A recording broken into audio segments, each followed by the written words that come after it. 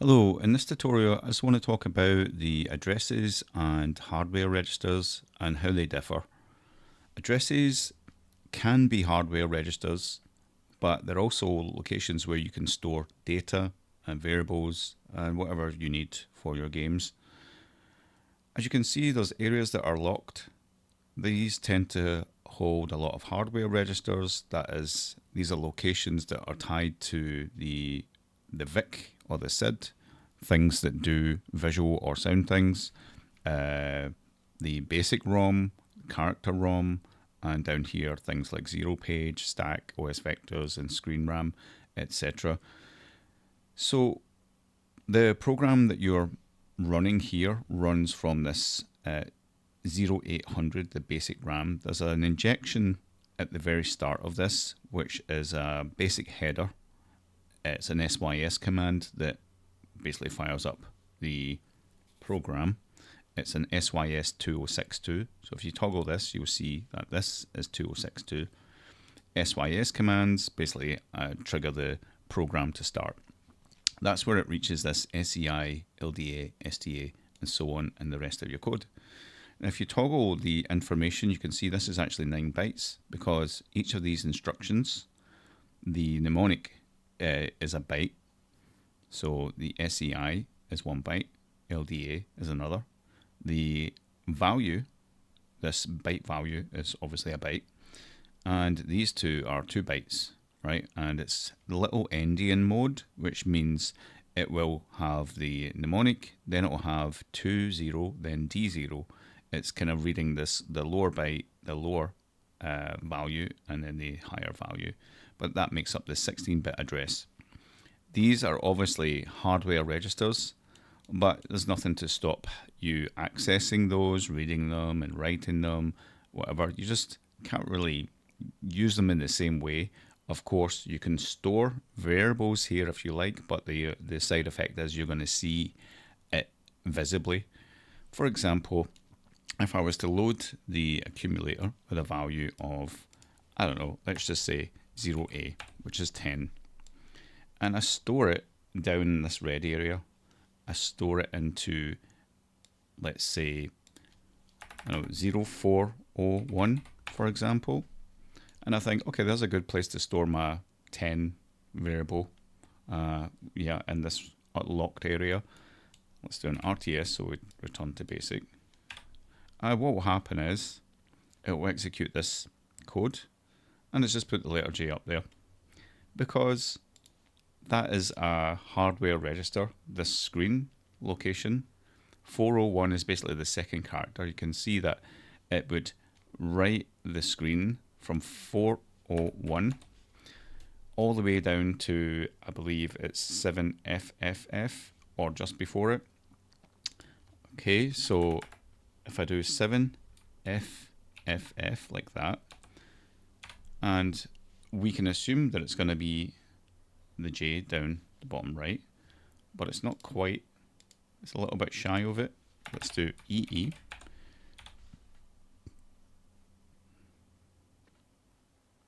Still not there, right?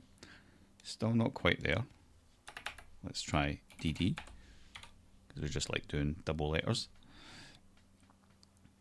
And there it is there, right? I'm just going to poke the background 53281 at the border, actually 53280, comma 2, just so we can see where that is. And we're just a few characters off. So J 1, 2, 3, 4, 5, 6, 7, 8, 9, 10 away from the bottom right corner. Right, so 10 away from this, we're basically adding, so E and F, and that'll be E8. We run this now, and oh, we're just 1 off, right? Off by 1 is a famous thing that us programmers say. We're off by 1. But there you go. There's the bottom right of the screen there. Now, obviously, if you use the print macro, if you saw that from a previous video, and you put this to the location 39 by, which is 3924, you'll see it's 07E7. exactly the same. Okay, so that's handy to know that these 0400 to 07E7 is the screen addresses, right? As all the little characters live in that space, and that's what's shown on screen. So there's certain hardware registers that do stuff. If you want to do hardware stuff, you can obviously load a value. In fact, the easiest way to do it is just to do set var and do lookup hardware registers, and there's a whole bunch here to get you started. You got your screen and border, right? You get a screen here. It says 0400, which character. So it only gives you the top left screen there. So it's not really handy. It just gives you the top left character. It doesn't give you the whole screen, but it just gives you a reference to it so that you kind of learn, right? There's other things like the raster lives in D012, things to do with sprites as well. You got color RAM, D800, sprite positions. Okay, so going back to the addresses, using them for variables or using them to affect the actual hardware are two different things. Okay, but they are compatible in a sense. You can still store a variable in the border, but it will change the border, right? It's got a side effect. So what you would generally do is use these variable nodes to store your variables. So you say new byte, my variables, my variable. And as you saw in some previous videos, we actually use this to decrease lives and stuff. And this lives in C000, but it's not been assigned a value yet. It doesn't default to anything. My assumption, your assumption might be that it defaults to 0, but we actually have to set it, right? So we've just created it, and now we can do set var. We can look up the user variables, and we can give it a value, 0f. So now, if I run this, let's just put an RTS just so it goes back to basic again. We can ignore this part here. That's just to continue code. We do Alt-H and do DC000. We can see 0f is up there, right? That's what we added. You can see a whole lot of junk here. This is just the memory just alternating between 0 and f's, 0 and f, 0 and f, just so you get a kind of repeated pattern. That's just for convenience, really. But if you have a game loaded and you do a soft reset, a lot of the memory will sort of retain itself.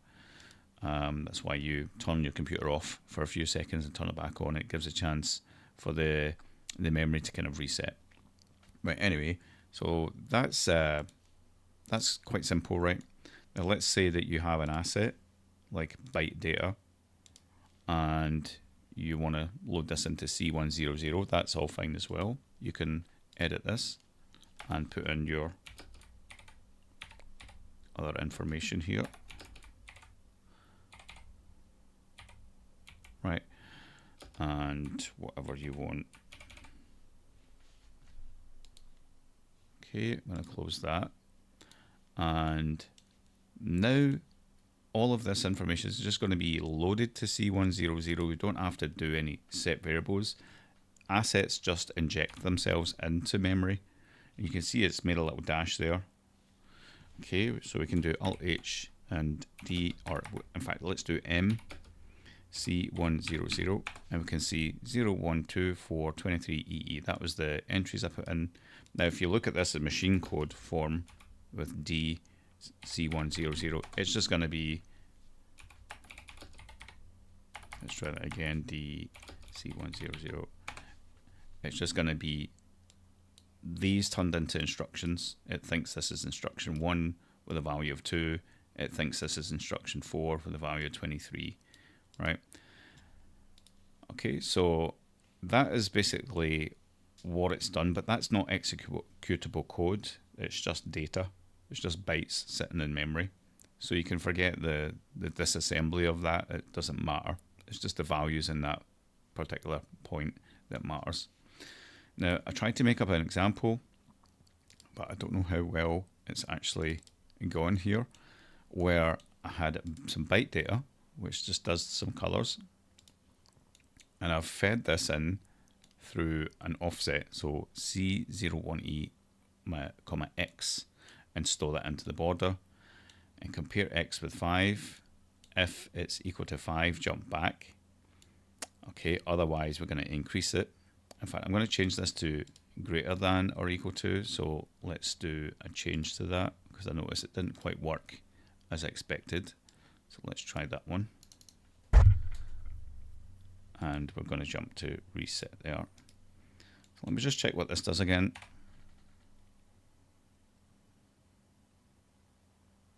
Yeah, so what it did, you didn't really see it, but it made the border change colors very quickly. I would have to run this and then do Alt and P really quick. Right, I've paused Vice, and if I do Shift Alt P, I can kind of make my way through this code. It's not even launched yet, so I paused it super early. I'll just keep going. There we go. So it's clearing the screen there. This is drawing the Commodore basic screen, and then now it should be runabout, ready to execute my code.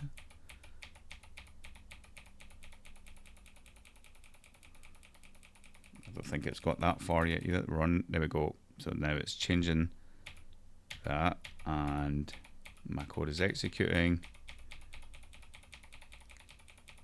So this is Alt, Shift, and P. Keep going. It's taking a while before it gets to my actual code.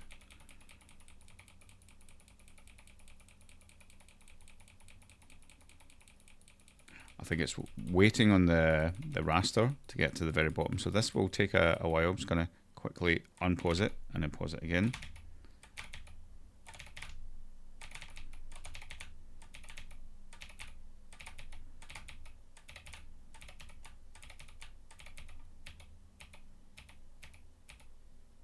Yeah, it's not actually getting there at all. Okay, let's have a look at what's going on, because I do want this to work quite conveniently. So we're loading X with 0, resetting X. We're now fetching what's in that data, storing it into the border. If we're comparing it with 5, which it won't be, if it's greater than or equal to 5, it's going to reset. And reset does nothing by the looks of it. That's probably one of the reasons. So let's just drag this down here. In fact, reset is up here. So if it's going to jump up to reset, this also jumps to reset, which is no good. Let's just try that. There we go. That's working now. So it's basically gone through all the colors that I gave it through that table. So Alt Shift P, white and grey, dark greys.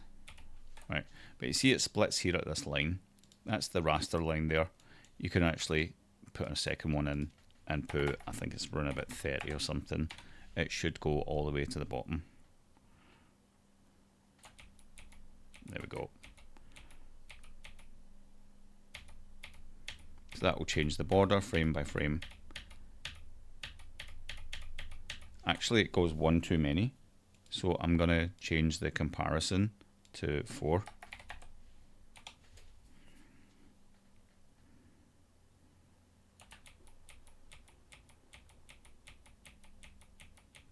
And there you go. We get this kind of strobe effect. There's a lot you can do with things like that later, but that gives you an idea of the byte data, how it's utilized here with LDX, which we use as an offset to C010. When we increase X, we're basically saying 0, 1, 2, 3, 4 as an offset to that initial address. We're storing what we get from there into the border. We're comparing X with 4. So it's basically going to be 0, 1, 2, 3, 4.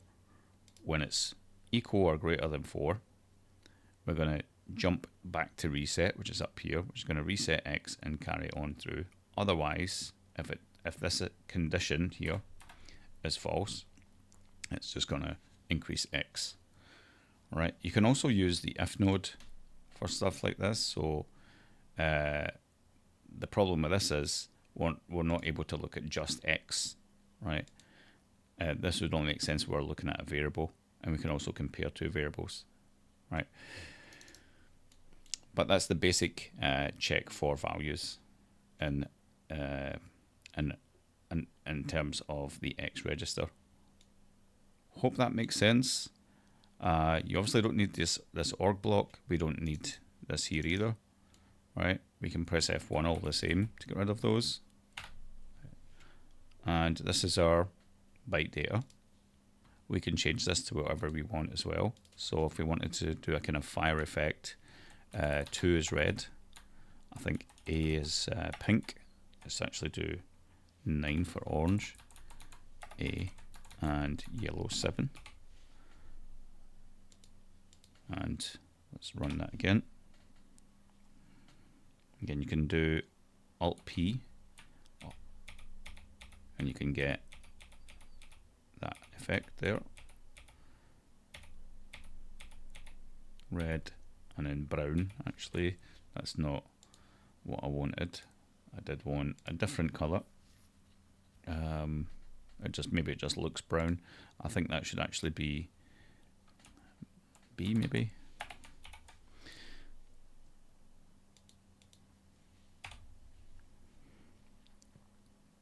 Would be handy to have a color palette handy, but let's just do it's actually grey. Okay, but anyway, you can get nice effects like that with your border, and there's no way you can make this go any faster than it already is. However, we can flicker like a character on screen instead of changing the border. So for example, we can print, let's see, we do the print macro up before at the very start, and we clear the screen,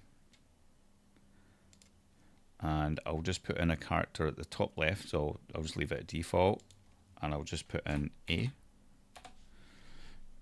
Right, so it's going to clear the screen, it's going to put an A at the top left at white, and what I'm going to do is change the color RAM. So remember that set var, we can look up hardware registers, and we can look for screen and border color RAM. So D800 is that top left character. It just tells you where it begins. It doesn't really tell you the range of it. And we can change this value to our accumulator here. So we can actually put this here, right? I'll take that one out. The only problem with this is it's storing an absolute value that we put here. So we just want to do this with a node. We just wanted the address D800 like that, right? And I can do that. That's now just flashing through. If we do Alt-Shift-P, Alt-Shift-P, just tapping P, holding down Alt and Shift, you can go through the colors of that. That's quite useful if you want a little kind of fiery effect or something, just flashing the colors of stuff. It's quite nice. And if you want that to go even faster, we can take out the raster lines, the raster weight, and it will flicker quite heavily. It almost mixes the colors together. You can, if you want, do color mixing. We compare this with 1, and we would just put in our 2 colors that we want. So if you wanted like a dark red, it will just cycle those first 2. And that should be a dark red, but it's not flickering between them. Let's just compare that with 2.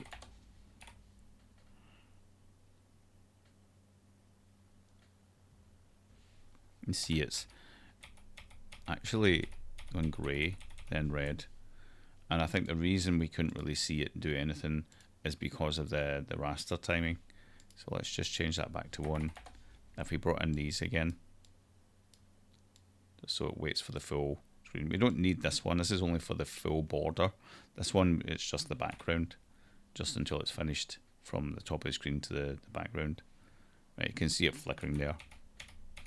It's just off and on. Right. And if you wanted it to go faster, we can change where that raster line actually ends. And let's just do 50, which should be enough to stop the raster run about that top part of the screen, making this flicker a little bit faster. Right. If you did want to visualize the background where it changes, you can basically change the border color. So if we do set var, let me look at the border. So I'm going to set that to 0 before the weight, and then after it we can set it to, let's do red because it's easy on the eye, and you'll be able to see where the change happens. You see it's just there, right? It's basically going red then black again until it gets there.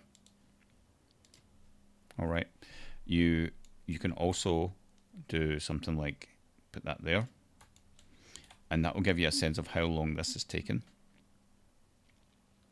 To see it's a little bit more, right? But it's only in the border, right? It's only in the border. That's how long this is taken. Now we can give this a bit more. So it's going to move it down. You can't see it. You can't see it probably because it lands somewhere around about here, right? We can also change the background the same way. So sprite background color 0. Let's also do it there. So we'll do do 0 before it. That does help to change these colors, right? Border. Sorry, that should be there. Should be 2. Right.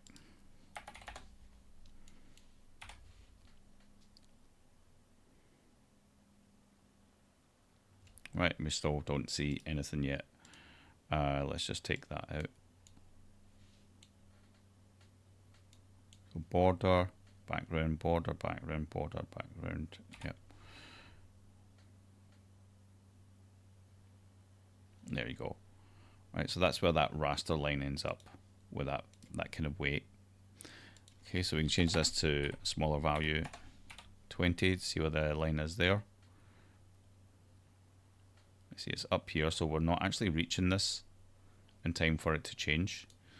So this is to do with the CPU calculating stuff and drawing the screen, right? They happen at sort of similar times, but different times rather, and that's where your cycle count comes in.